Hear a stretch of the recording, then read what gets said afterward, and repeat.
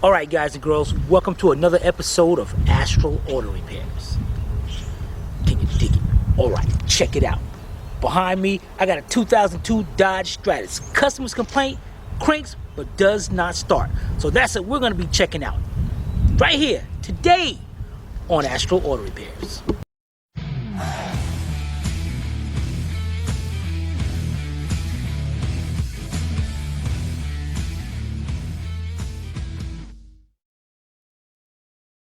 This channel is a member of the Astral Stars, which means we have a zero-tolerance policy against the harassment of others. Anybody who violates that policy will be banned. For further information, please visit www.theastralstars.com. Alright guys, let's find out what's going on. I got the key here with the Chrysler emblem. I'm going to crank it over and let's see how it sounds. Or does it crank? Whatever.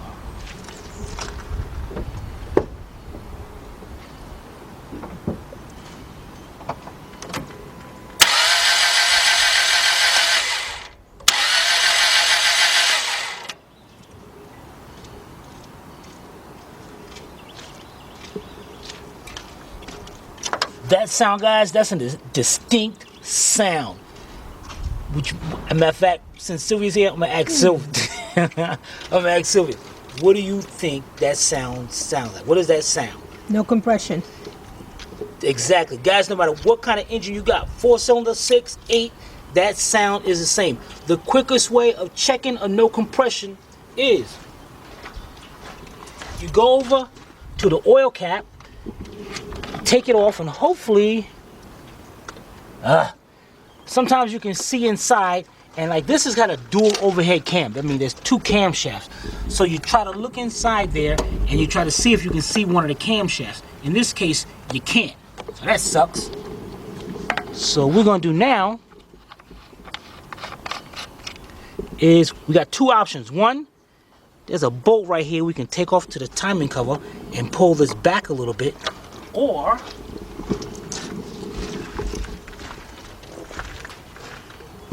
this little breather right here, PCV valve maybe, we can take this off and try to look inside. But I doubt that. I'm taking hoses off and everything on this thing. Why don't I have gloves on anyway? Or we could take off the camshaft positioning sensor right here. But what I'm gonna do is grab me a 10mm. You wanna put that back, huh? What we're gonna do is take off this hose right here going to the expansion tank, and there's a 10mm bolt right there that we're gonna take off and try to push this back a little bit. We'll be right back. Alright guys, let's take this hose off so we can better get to that bolt. Grab my 10mm wrench. Alright, my bad. Looks like it's an 8mm. Or you can use a 5/16. And let's get that bolt off and we'll be right back. Alright guys, we got the bolt out.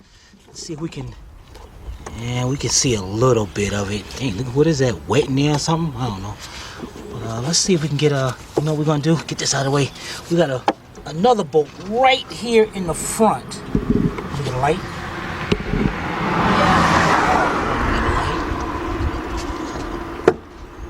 Oh, I got it a little bit. Yeah, I got it. Got it? Yeah. Yep, I got it. Oh, okay.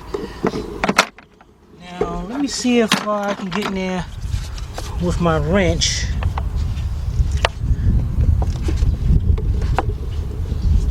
Oh, man, no, that feels like it's going to strip. So, let me get a socket. Let me get a socket and a ratchet. And hopefully we got the space to get in there. We'll be right back. Alright, I got me a 5/16 1/4" drive socket with my 1/4" drive ratchet. Again, like I said a few minutes ago, you can use an 8mm or 5/16. They're the same. Dang, it's kind of tight to get in here. I hate these engines. But that's all I need to do is just break it loose. There we go, want it. Okay, break it loose. And since I got it loose now I can take my wrench and turn it out enough where I can get my hands in there and turn it out the rest of the way. Boy, you know Chrysler with this mess right here. So let's get this thing out and we'll be right back. Alright guys, we got the bolt out. What size was that? Also 8? Yeah, also 8. 5/16. I told him that in the beginning of that. Oh, wow, what a mess down there. Look, matter of fact, you can see the belt. Huh, okay, cool. You can actually... I'm trying to get it away where... Is that good? What am I looking for? You see the belt right there? Yeah. And you see the belt down there? I wish I had something long to point to that. But, Okay. you know, guys, let me get a screwdriver or something so I can point to this better instead of getting my hand in the way. Be right back. All right, guys, we got our screwdriver. And what I want to do is point down to here. And you see the play I have on this belt?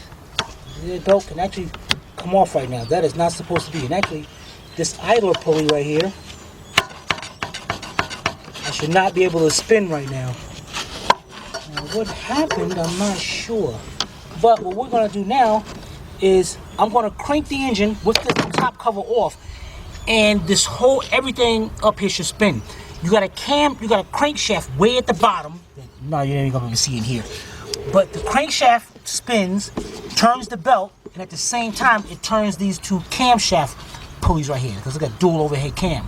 So when I crank the engine, the bottom one's going to spin, but these two, we got to see if they spin. All right, let me go over here. Let me know what it does. Okay. Is this belt gonna pop out? It's a good question. Oh.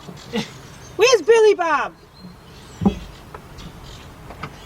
Okay, ready? Yeah. No, it's not gonna pop out.